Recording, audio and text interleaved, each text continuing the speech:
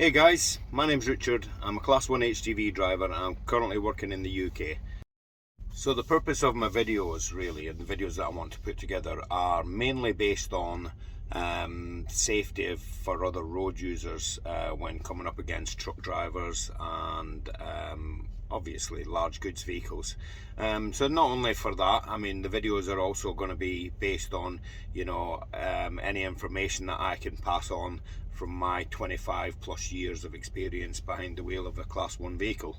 Now, I haven't always been behind the wheel of the Class 1 vehicle. I mean, I partly was a transport manager for maybe 9 years of that. So, I decided that, I'd had enough and I just wanted to come back behind the wheel because I enjoy driving. And it's not a bad thing, but I think there's not enough educational videos out there that we can help to pass on as drivers to other road users, car drivers, etc. Just to explain what we are seeing or what we are not seeing from behind the wheel of the vehicle. So if you just join me on this journey and just watch some of the videos that I'm going to put together, then we'll see where we go from there. If you do like the videos, obviously I'd love you to hit a like and subscribe, and hopefully we can put some more content together. The idea is obviously if there's anything that you think that needs to be put out there, maybe I can use the channel to put it out there, and then obviously we can discuss it together. So everybody can be involved in this.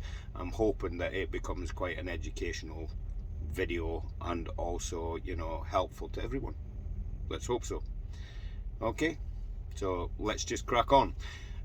So the next video that I've got to show you was probably what I've been discussing lately. So if you just watch on, you'll see where we're at. Great. Right. I wanted to make this video, and this is for car drivers really. Well, car drivers and any driver basically other than large goods vehicle drivers, maybe coachmen, that kind of thing.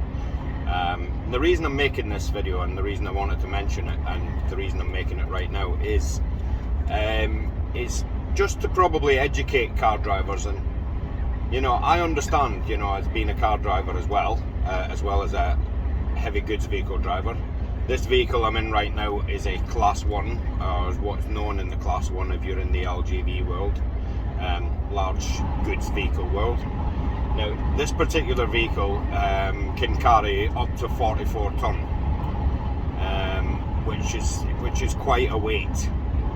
Now, I think the reason why I'm doing this video is just to basically educate other road users as to what the goods vehicle drivers actually are looking at, what they've got to watch out for, and what you would get to know about a large goods vehicle.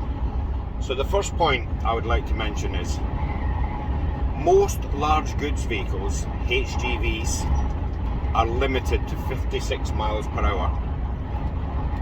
So if you're sitting at 56 miles per hour and a truck's trying to get past you and you're wondering, why is this guy not just going to go by? It's because he can't go any faster than that. So the safe bet for any car drivers to sit at 60 mile an hour if that's what they choose to do. I mean, obviously the law in this country, in the UK, is 70 miles per hour.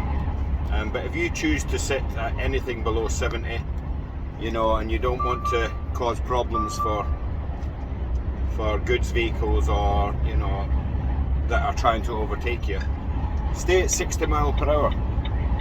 You could comfortably overtake them and they'll sit behind you. They're not going to be in the way, you're not going to be in their way. Now, there are the odd one or two trucks that can do more than 60 mile an hour, which is fine. Them trucks are basically beyond the law, if you like. They're allowed to do that for specific reasons. But I can tell you that 99% of truck drivers and trucks in the UK are limited to 56 mile an hour.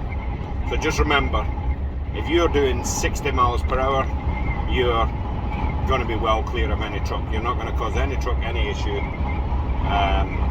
and that's fine. So the other thing about a truck is I mentioned earlier that a truck could be carrying 44 tonne, some of them heavier depending on the vehicle itself. But 44 tonne travelling at 56 miles per hour is quite a weight to try and stop. Okay, so you imagine the braking distance of a car, and some of the modern cars can stop on a pin, are fantastic. A truck with that kind of weight is going to take some stopping. So if you decide to pull in or pull in front of that truck when he's travelling at speed, the chances are if he locks his brakes, he's not stopping. So remember, when you're trying to get over in lane, to leave that truck plenty of room before you pull over into the lane, because trust me, a truck will make a big mess of your motor vehicle, your car, your van, your camper van, if he can't stop. Not only are you putting yourself at risk, you're putting the driver of the truck at risk. You know, so a truck driver might survive the crash if he's lucky. He might survive a crash like that. But that guy has to live with the fact that he's badly injured someone because they made a mistake. You've been the one that's cut him up and caused an accident. Like I said, maybe not killing the driver, but possibly killing other road users, because that driver's going to do everything in his power to stop from hitting you or hitting another vehicle because you've pulled in front of him. So good rule of thumb is, when you drive past a truck, don't use your left hand mirror to check, use your interior mirror. If you could see that truck in your interior mirror, you're well clear. Let me correct that. Yeah, use your left hand mirror because you want to make sure you're well ahead, but also a secondary check on your interior mirror, your rear view mirror, will let you know that you're well clear of that truck. If you can see him in your rear view mirror, you're well clear. You're safe to pull in. Now, some people out there will probably pull me up on that and say maybe that's bad advice. The point I'm trying to get is basically make sure you leave loads of room before you pull in front of a truck. You don't know what he's carrying. The goods could be delicate. He might not be able to brake because he's afraid that the goods might come through the front of his cab and straight through and kill him. You know, that's the danger of goods. You know, some of these goods might be metal or pipework that can actually puncture through the cab and kill the driver. So, you know, basically keep in mind what you're actually doing when you're driving, because safety is obviously, everybody needs to go home. These guys are out driving trucks just to earn a living. They're not out there to cause anybody any problems. They don't want to cause other drivers any issues. But that's what happens. And sort of 95% of road accidents are caused that are involved in an HGV because a road user, a car user has jumped in front or slammed on the brakes or hasn't thought about what's behind them. Okay, because a car driver or a van driver or I don't know, some of them other vehicles, they don't need to worry about what they're carrying behind them. So they basically drive as if every journey is a holiday. Okay, now I'm exactly the same when I drive my car, but because I have HGV experience, I know what to look for. I know what an HGV driver is going to expect when someone pulls in front of him. So basically, it's just having that little bit more consideration for HGV drivers while they're out on the road. Now you can see me constantly moving my head from left to right and looking down. I'm checking my speed, I'm checking my mirrors constantly. It's all part of being an HGV driver. When you're driving a car, there's a lot of people that don't do that as much as what HGV drivers do. We're constantly checking when we pass a junction, when a car passes us, you know, when we pass a pedestrian on the side of the road, if we pass a broken down vehicle. It's a mirror check constantly. We're constantly checking our mirrors. But on a goods vehicle as well, there's what they call a blind spot. And most goods vehicles nowadays have a sticker on the back of them saying blind spot. Now that sticker's there to protect car and other road users, bicycles, car drivers. What that's there for is to tell you that if you drive up the inside, that's the passenger side of a goods vehicle, and that vehicle being a UK vehicle, obviously if it was left-hand drive, the passenger side's the opposite side. But that's to stop you going up the left-hand side of his vehicle, and sort of, he can't see you in certain points on his vehicle. So if you're coming up the side of me, I might see you originally in the mirror when you start to move up the side of the vehicle. But if you don't maintain that 60 mile per hour that we talked about earlier, you disappear to me for a few seconds. I can't see you. Neither can any other HGV driver that's driving a truck. You're in their blind spot. Yep. Now that's when it becomes a bit dangerous, because a truck driver might think, oh, I'm clear to pull back in. And in, you know, after doing several mirror checks, he thinks, oh, I'm completely clear. But that particular car driver sitting at 57 miles an hour and is creeping alongside him. One minute he's there, the next minute the truck driver's concentration is on other road users, and he pulls in thinking he's clear. Obviously the inevitable happens. He clips that car and causes damage, and hopefully doesn't injure the people involved. Any accident that causes damage to metal isn't important. Any accident that causes damage to people is very important. You know, I've been involved in an accident just recently where a road user, a car driver, thought that he'd be able to pass me on the left-hand side, and obviously drove up the left-hand side of the vehicle, and he thought he was past me and started to pull back over too early. And what he ended up actually doing was catching the front bottom corner of my vehicle, and he ended up in front of my truck.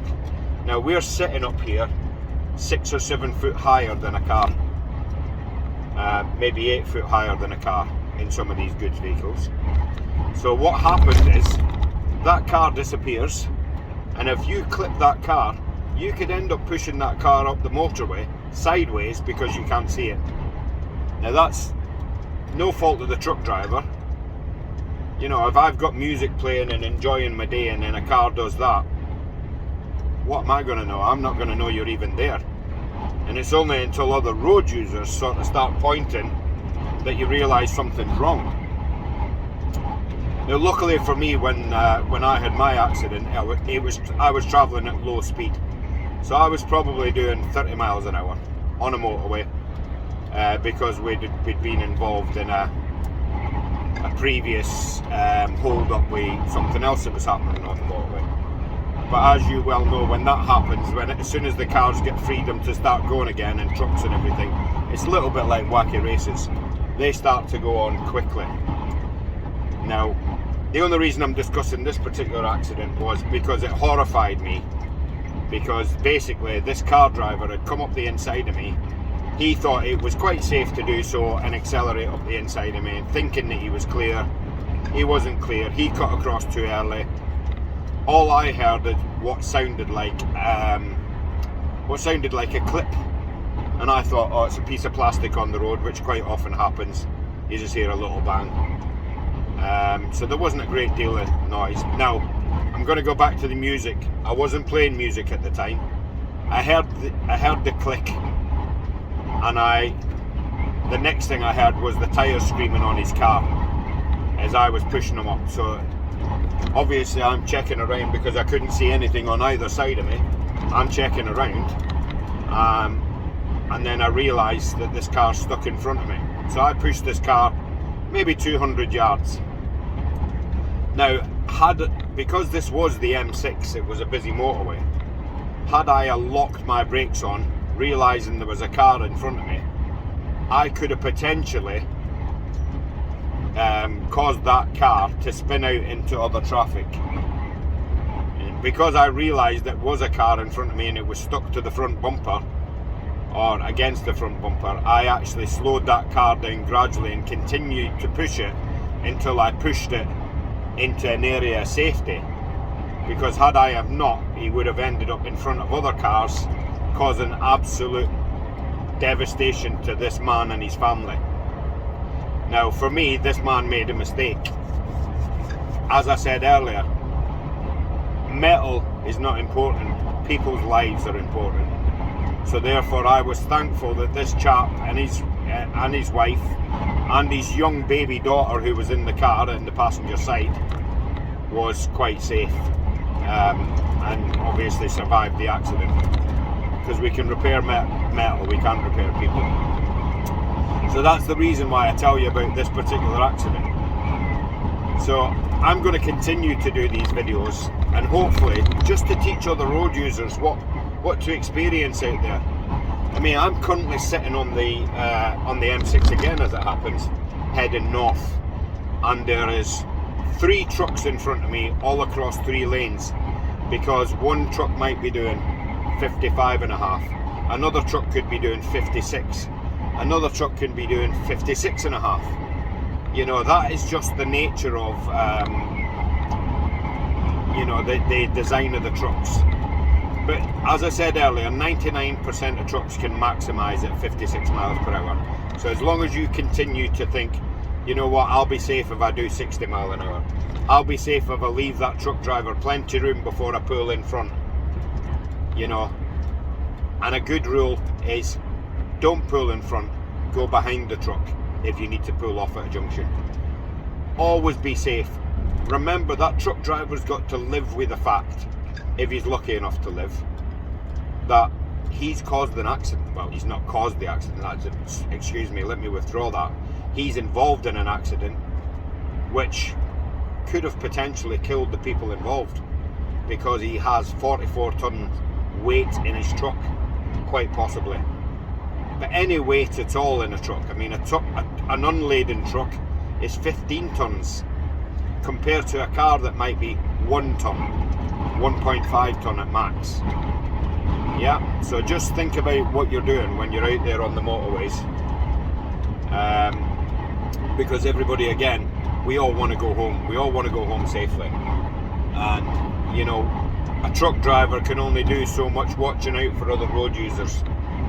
He's trying to protect you whilst trying to have a safe journey and do his job to earn a living. So treat that guy with respect, because he's the one out there getting the goods that you need to put on your table, or you need to build your new car or your new furniture, or maybe deliver sofas or whatever it might be. That's what these guys are all doing on the motorway. They're not out there to cause you issues. So please, please, please respect heavy goods vehicles on the motorway. They're only out there doing their jobs. Yep. Okay, that's enough for now. I'm going to do more videos like this just to keep people educated on what happens on the road, because I think it's important to everyone to understand how we actually operate as truck drivers. You know, I'm currently at the moment trying to pass another truck driver who's probably doing 55. So it takes me maybe 1 to 2 minutes to get past him while another truck driver's pulling in front. You know, so basically that's how it works. We're just trying to get to our destination safely. Okay, I hope you found this video useful. If you did, please hit a thumbs up.